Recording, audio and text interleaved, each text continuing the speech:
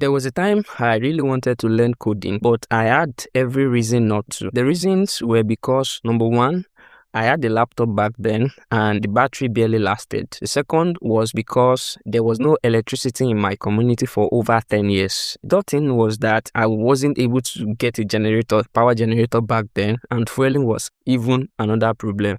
And the last one was because there was no money. I was very tight on budget and I couldn't be doing subscription for data. Eventually, my laptop got spoiled. At that time, I almost believed that, coding wasn't possible for me because of the circumstances. And honestly, that was what I almost did. I almost believed that, but I didn't. So during COVID, I gave my laptop's hard drive to a friend.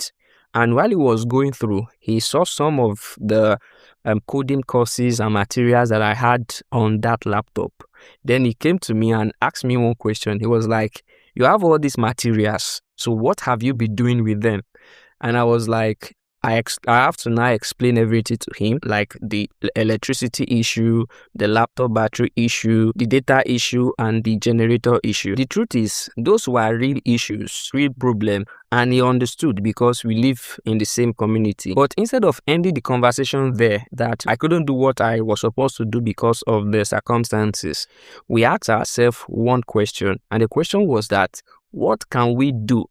Like, what other alternative can we use to start learning how to code? That one question changed the way we looked at the problem, and it propelled us into start making research. During our research, we were able to discover that there were some apps, phone apps, that we can use to run codes, like without needing a laptop. Immediately we discovered that, we started learning, and with the help of the apps we downloaded, we were able to start learning and testing HTML. We did HTML, CSS, and Bootstrap. In a very short while, we're able to build a website with code. But the moment we entered JavaScript, I stopped. Not because I couldn't continue, but because life took me into a different direction. But the lessons I learned from that experience stayed with me till today. One of the lessons I learned from that experience is that excuses don't stop us because they are real. They stop us because we believe